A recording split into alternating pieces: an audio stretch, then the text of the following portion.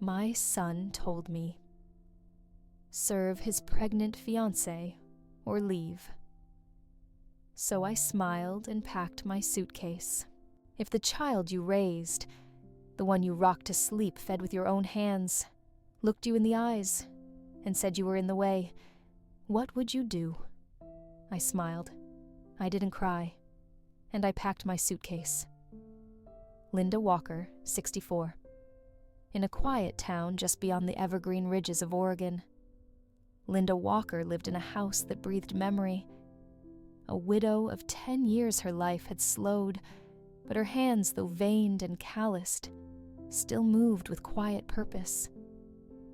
Each motion told a story, a dish washed with care, a pie crust rolled to perfection, a photo frame dusted like it was sacred. Grief had settled in her bones, not as sadness, but as habit. She didn't cry much anymore. Instead, she preserved. The floral curtains in the kitchen hadn't changed since 1987. The garden still bloomed with her husband's favorite marigolds, which she watered every morning while whispering, "You would have liked the rain this week, Harold." Maple Street wasn't just an address. It was a sanctuary of love lived fully and lost deeply. Every shelf, every creak in the floor, every framed drawing Jake had scribbled at age 5, it all mattered. Linda didn't just live alone. She lived inside a memory she refused to abandon. Jake Walker, 34, her only son, and once her whole universe. Jake had been the kind of child who brought dandelions as gifts and cried when his mom burned her finger cooking. As a boy, he was all heart. But somewhere between college and his corner office, that heart folded in on itself. When Jake met Emily and they moved in together, the warmth in his voice dimmed like a light bulb losing voltage. The weekly Sunday calls became monthly check-ins. Conversations felt rehearsed. His words, once overflowing, now fit neatly into bullet points. He started calling her Linda instead of Mom when Emily was around. He wasn't cruel, just removed. Like a man who'd changed outfits and forgotten to pack the skin he used to wear. Emily Barnes, 30. If ambition wore heels, they would click exactly like Emily's. A marketing executive from Seattle, she came into Jake's life like a well-planned campaign, sleek, strategic, and entirely uninterested in the soft messiness of real people. She didn't care for old furniture or home-cooked meals. Her childhood had been full of nannies and schedules, not lullabies and Sunday roasts. Where Linda saw history in every chipped teacup, Emily saw clutter. Her smile was polite, but hollow. Her compliments transactional. And though she was pregnant, her belly seemed to carry more pressure than joy. She didn't see Linda as family. She saw her as staff, just another resource to be optimized. When she looked at Linda, it wasn't with affection. It was with expectation. And behind that expectation, an unspoken warning, step up or step aside. At the bend of a sleepy lane, lined with whispering Oregon pines, stood Linda Walker's house, 2 stories of quiet resistance against the ticking of time. It didn't stand out to strangers. It had no freshly painted shutters, no pristine lawn. But to those who stepped inside, it was unmistakably alive. The porch welcomed with the tired creak of wood that had known decades of Sunday rocking and goodbye hugs. Wind chimes rusted, but melodic swayed above the door, playing notes only Linda truly heard. She never replaced them. They were a gift from Harold, the kind of man who said little, but knew how to make silence feel like home. Inside, the scent hit first. Lavender, yes, but underneath it, a deeper smell time. Cooked onions from Sunday pot, roasts old book glue pencil shavings, a hint of dust that refused to be exorcised by modern vacuum power. The kind of smell you didn't find in catalog homes. The kind you only got from living, breaking healing. Every room had its own heartbeat. The living room bore the soft sag of furniture too loved to replace. The couch had a tear on the armrest, where Jake's elbow used to dig in while watching cartoons. A crocheted blanket lay draped over the back, stitched during the first winter without Harold, when the cold seemed to come from inside her own bones. The hallway was a museum of the mundane. Linda never repainted it, not even after the crayon fiasco of 1995. Jake's scribbles were still there, barely visible, under the sun-faded wallpaper. She couldn't cover them. To her, they were sacred evidence that once there had been a boy here who believed dragons were real and mothers could fix anything. In the kitchen, time moved slower. The kettle was always on. The table still bore a water ring from Harold's tea mug, one she never scrubbed out. Cabinets groaned like old men, and above the fridge a calendar from 3 years ago still hung turned to December, the month Jake had last called her, just to say, "I miss you." The upstairs bedrooms told their own stories. Linda's room was neat, quiet, almost austere, but there was a softness to the way the bed was made tight corners hospital style, like she still expected Harold to lie down beside her. Jake's old room remained untouched. His baseball cap still hung from the door. The bookshelf leaned under the weight of forgotten trophies and science fair ribbons. And in the back garden, overgrown but not wild, stood the oak tree. It had once been the spine of her family's life. Jake's swing still dangled one rope frayed. Linda never took it down, not out of forgetfulness, but defiance. It reminded her that no matter how far her son drifted, some parts of him still hung in the wind. This house didn't echo like empty homes do. It hummed, with laughter that once was, with the soft exhale of memory, with the ache of love that refused to die quietly. It wasn't a house waiting to be inherited. It was a shrine, waiting to be honored or defended. In summer, the Walker house smelled like peaches from the tree that refused to stop bearing fruit, no matter how much the world outside tried to change. Linda would pick them in the early morning barefoot, the grass still cool and damp beneath her feet. She never made jam. Harold liked them fresh, sliced over cereal. Even a decade after his passing, she still bought the same cereal just in case. In autumn, the leaves painted the porch steps in reds and golds. Linda would rake them slowly, not out of duty, but rhythm. It was her thinking time. Neighbors passing by would wave. Some stopped. They always asked how she was doing. She always said, "Still here," with a smile that felt warm yet unfinished. The house had known every version of her. The young wife with curls in her hair and hope in her eyes. The tired mother chasing a toddler with jam-covered fingers. The grieving widow who couldn't bring herself to sleep on his side of the bed. And now, the woman who waited not for rescue, but for respect. The upstairs attic was never fully cleaned out. Boxes of old Christmas ornaments, Harold's fishing gear, Jake's baby clothes, folded in tissue paper. She'd meant to sort through them, but every time she opened the door, the dust felt like too much memory to breathe in one sitting. There were signs of aging all around. A flickering hallway bulb, a back door that stuck in the winter, a water heater that made strange noises at night. But Linda never complained. These things didn't need fixing. They needed remembering. She had once tried to bring in a contractor to modernize the bathroom.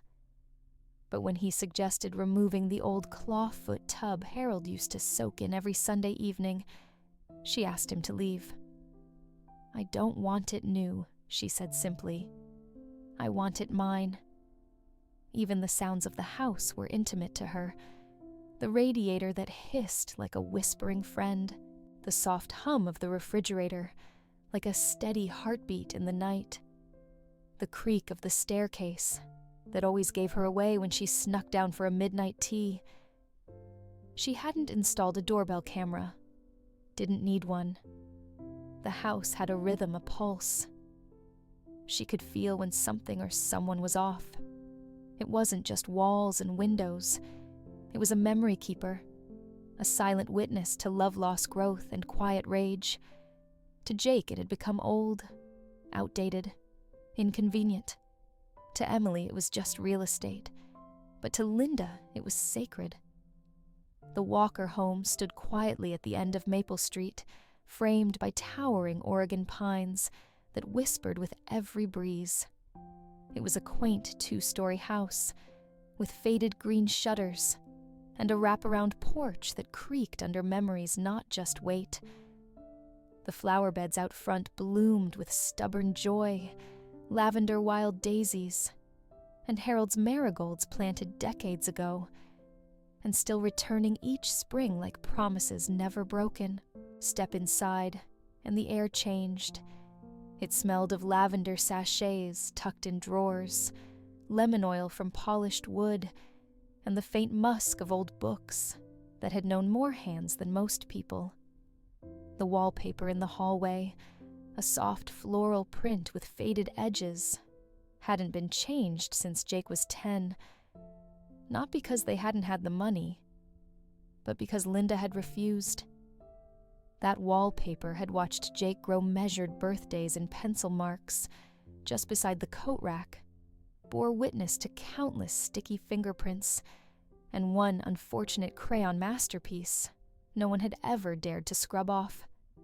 The kitchen, the true heart of the home, it held more than recipes. It held history. A dent in the oven door from the time Jake tripped carrying a science project. The exact spot on the counter where Harold used to leave his morning coffee mug, always forgetting the coaster. The window above the sink framed the backyard like a painting, where the old oak tree still stood guarding the swing Jake once begged not to outgrow. Every object in that house was curated with memory, not money. There were no smart appliances, no modern art.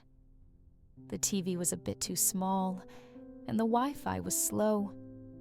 But the bookshelves were overflowing. The rocking chair by the fireplace still squeaked in rhythm, and every blanket on the couch had been sewn by Linda's hands during long winters filled with waiting and missing. To outsiders, it was just an old house, outdated, quaint. To Linda, it was everything that had ever mattered. It wasn't just where she lived. It was where she loved, where she grieved, where she stitched herself back together after loss, where silence wasn't lonely, just familiar.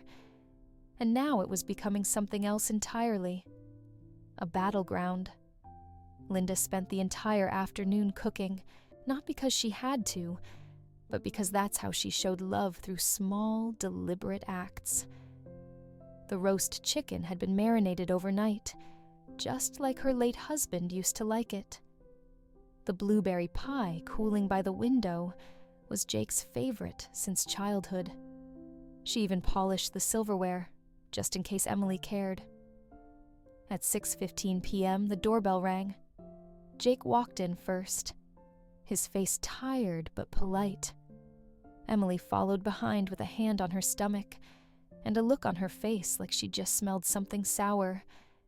She didn't even say hello, just scanned the living room, like she was mentally redecorating. Linda, ever the gracious host, greeted them both with a warm smile. "Dinner's ready. Sit." They sat, but they didn't eat. Jake cleared his throat. "Mom, before we start, there's something we need to talk about." Linda's hand froze on the pie knife. She looked up, confused but composed. "Of course, sweetheart. What is it?" Emily crossed her legs, leaned back, and took over like she was leading a board meeting. "Look, we both know things are going to change once the baby comes.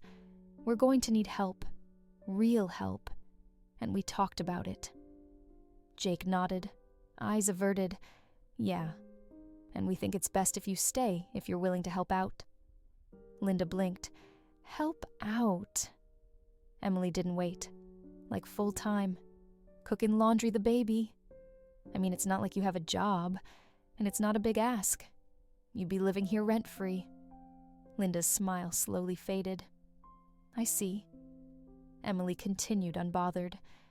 "But if that's not something you're up for, we understand.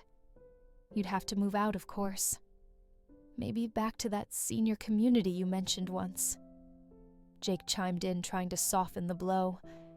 "It's not personal, Mom. We just need the space and support." For a moment there was silence. Only the soft ticking of the kitchen clock and the faint whistle of wind outside. Linda looked at the plates she had set, the empty chair that was supposed to hold laughter and family, the pie untouched, the chicken growing cold. Then she looked at her son. She didn't raise her voice, didn't cry, didn't plead. She simply stood up. "I understand," she said quietly. "Thank you for being honest." Jake opened his mouth to speak, but she had already turned away. She picked up her pie and placed it in a container, covered the chicken with foil, washed her hands slowly at the sink, like she needed to scrub something off her soul. That night, when the house was dark and quiet, Linda didn't sleep. She pulled her old suitcase from the top shelf of the closet, the same one she'd used when she and her late husband had gone to Niagara Falls for their 25th anniversary. It still smelled faintly of cedar and lavender.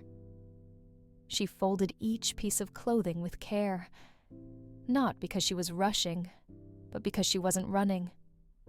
She was choosing. At sunrise, she took one last look around the house. The photo of Jake in his Little League uniform, the spot on the hallway wall where he'd scribbled with crayon at age 4, the worn recliner her husband used to nap in. And then she walked out. No dramatic goodbye, no slamming doors, just a quiet, steady exit. But this wasn't surrender. This was strategy. The Cedar Ridge Independent Living Center sat at the edge of town, nestled between a grove of maple trees and a small lake that shimmered like glass every morning. It wasn't the kind of place Linda had ever imagined for herself. Not flashy, not fancy, but honest, peaceful, and most of all hers. Her new apartment was small, just one bedroom, a kitchenette, and a balcony overlooking the garden. But it was clean, sunlit, and silent in the best way. No ticking clocks of judgment, no stares of disappointment, just birdsong and the smell of blooming hydrangeas. The first few days, Linda moved like a ghost. She unpacked, slowly arranging her few treasured items, with intention her husband's old fishing hat on a hook by the door, her wedding photo on the nightstand, and a small easel by the window. That easel had been a gift 30 years ago from her husband. She hadn't touched it in over a decade. On her third morning at Cedar Ridge, she found herself staring at it. Her fingers itched. So she walked down to the front office and asked where she might buy some paints. The clerk smiled. "We have an art room. Supplies are free. It's open every day till 8. Linda almost laughed. Free art supplies. For her, she went. At first, her strokes were unsure. The brush trembled. But muscle memory kicked in like a long-lost friend. She painted the lake, the trees, her old kitchen. Jake at 5 years old, covered in frosting. People started noticing. One afternoon, a woman named Martha sat beside her. "You're the new one," she said, peering over her bifocals. "Linda, right, I'm Martha. Been here 6 years. Your skies are too blue to be a beginner." Linda chuckled. "They're not blue enough." Martha grinned. "Well, you're not the first woman to find her hands again after losing everything." They became fast friends. Martha, it turned out, was a retired librarian and knew every scandal in the facility. She also knew how to mix the perfect shade of lavender and made a killer tomato soup. Linda hadn't laughed so freely in years. Days became weeks. Linda started a small gardening club. She led a beginner's watercolor class on Thursdays. She organized a memory night where residents brought a photo and shared a story. The first time she told hers about losing her husband, about the pie that went untouched, there wasn't a dry eye in the room. But while life bloomed at Cedar Ridge, Linda was quietly planning something far more profound. One afternoon, she sat in the legal office of a woman named Teresa Gold, an estate lawyer with a gentle tone and sharp eyes. "I want to transfer everything," Linda said. "The house, the land, the savings. I want it to go into a charitable trust, an art foundation, in my husband's name." Teresa looked surprised. "Not to your son." Linda smiled politely. "My son already has everything he values. Control, comfort. This," she tapped her heart. "This part's mine." The paperwork took weeks. Silent, deliberate weeks, where Linda kept painting, kept teaching, kept breathing. When it was done, the deed was signed. The house at Maple Street no longer belonged to Jake Walker. It belonged to the Walker Art Fund for Aging Creators, a non-profit that would support artistic programs for seniors across Oregon. Linda didn't announce it, didn't mail a letter, or make a call. She simply waited, because she knew the reckoning would come. It started with a letter. Jake stood at the mailbox on a Monday morning, sipping lukewarm coffee from a travel mug he hadn't washed in days.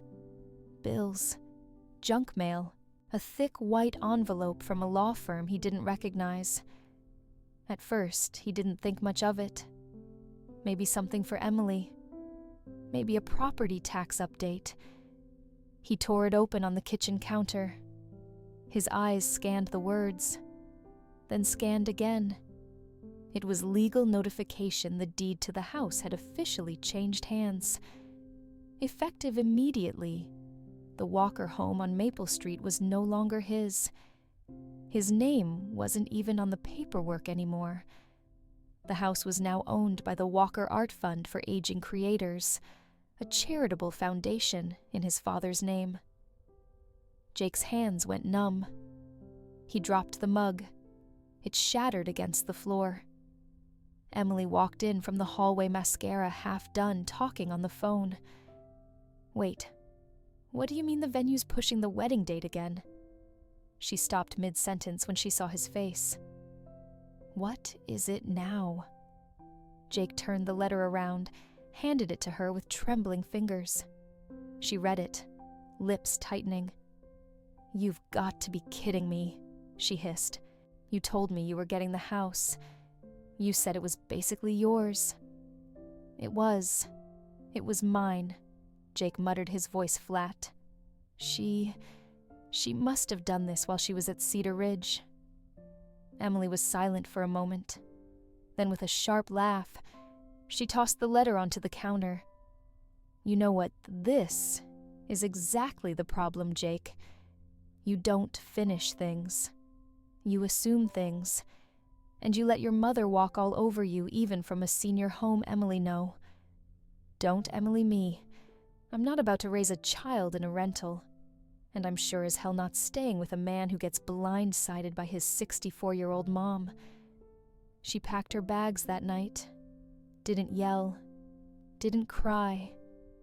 Just zipped her designer luggage and walked out the door like she was leaving a bad Airbnb. Jake stood in the living room, surrounded by silence. The echo of her heels on the tile felt like a metronome ticking down what little time he had left before everything unraveled. And unravel it did. The bank called the next day. Without the house as collateral, his pending refinance application was denied. The credit card company followed, then his employer.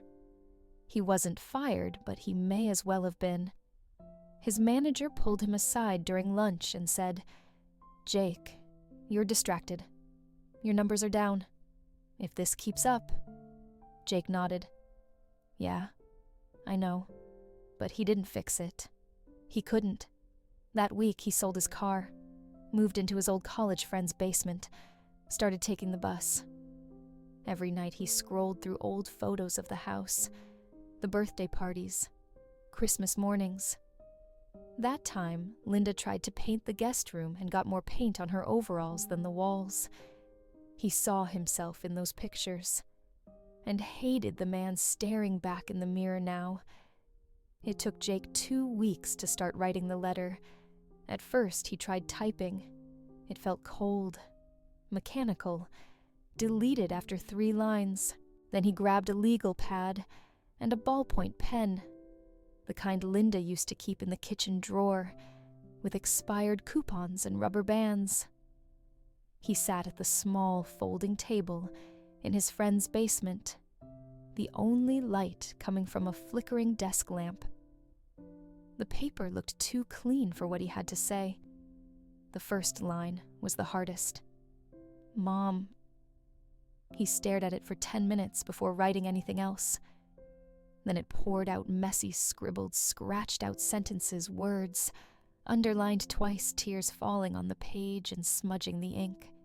"I don't know when I stopped seeing you as a person. Maybe after Dad died. Maybe when I moved out. Maybe when I met Emily and thought I had to be someone else just to keep up. I remember when I was 8 and broke my arm falling off that stupid tree. You sat by my hospital bed the whole night and read me that pirate book until your voice cracked. I never forgot that. I just never said thank you. You were always steady, always kind, even when I was impossible. And now, I gave you an ultimatum like you were a problem to be managed, not my mother. And you, God, Mom, you didn't even fight. You just packed your bags like you were cleaning up after my mess one last time. I'm not asking for forgiveness. I don't deserve it.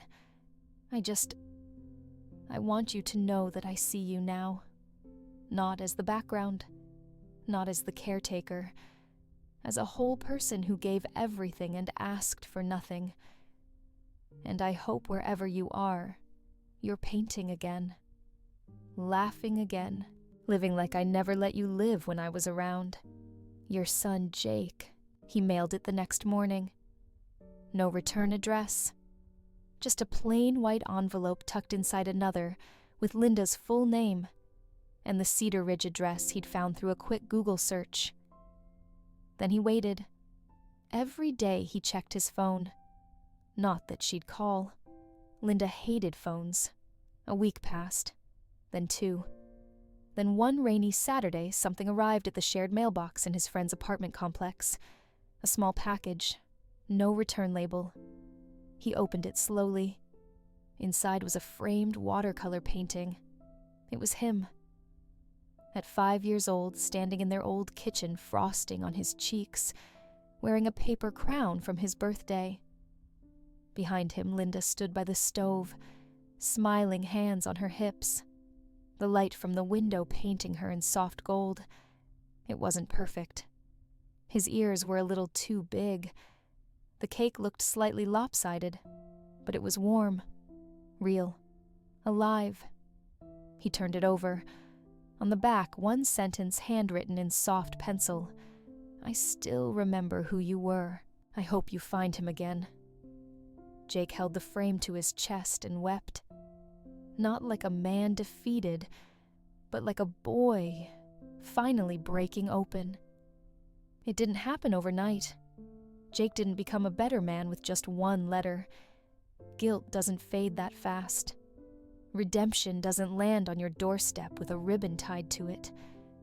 But something inside him shifted. The painting stayed by his bed. He looked at it every morning, like a mirror, not of who he was, but who he might still become. One Sunday, he wandered into the local community center. There was a flyer taped to the bulletin board, seeking volunteers, senior art program. No experience needed. He signed up. The first day he sat in the back of the room, while a retired teacher named Donna guided a group of seniors through a simple acrylic exercise. Jake was awkward slow, and his apple painting looked more like a bruised tomato. But no one laughed. In fact, a woman beside him smiled and said, "You've got heart in your brush. That's rare." He kept going back. Every Tuesday and Friday he helped set up easels, refill paint cups, and clean brushes. He listened, learned, even taught a few classes when Donna took time off. His students, most older than his mother, called him the tall kid with the kind eyes. He didn't talk much about the past. But one day, he brought in the painting Linda had sent him, hung it on the wall. This, he said softly, was painted by someone I used to take for granted. She taught me more with her silence than I ever learned from noise. The class applauded. One woman wiped her eyes. Meanwhile, at Cedar Ridge, Linda thrived. The Walker Art Fund received its first media feature, a local news segment that showed Linda teaching her watercolor class to a room full of women and men in their 60s and 70s. One of them, an ex-construction worker named Larry, had learned to paint sunsets so vivid they looked like fire. The story went viral. She was invited to speak at nearby senior centers, then city halls. Her words weren't flashy, but they cut through. It's never too late to stop being invisible. You don't have to disappear just because someone else is louder. Letters poured in. From women. From sons. From people who'd walked out or been walked over.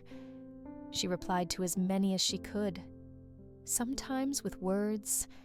Sometimes with paintings. Sometimes with just a postcard that said, "Pick yourself." You are not too late. On the anniversary of her husband's death, Linda visited the old house. She didn't go in, couldn't, but she stood across the street, watched the new tenants mow the lawn, a young couple with a toddler playing on the porch. She smiled, then turned and walked away. That night, as she sat in her apartment painting a portrait of Martha holding a tomato from their shared garden, her phone buzzed. A photo. Jake, holding a canvas. It wasn't perfect, a clumsy mix of blues and greens, but she recognized it, the lake behind Cedar Ridge, and in the corner 2 figures, one old woman with silver hair, one younger man helping her carry a stool. Below it, a caption in his handwriting, "You taught me how to see again." Linda didn't reply. She simply picked up her brush and added one last stroke of light across the water. Sometimes, the greatest revenge is not anger, not confrontation, but choosing peace, choosing self-worth, choosing yourself. Have you ever had to walk away from the people you loved just to remember how much you matter? If you've ever faced a hard choice between staying silent and standing up, leave a comment. I'd love to hear your story. Hit the like button if you believe every person, no matter their age, deserves dignity and respect. And if stories like this speak to you, don't forget to subscribe. There's more waiting to be told.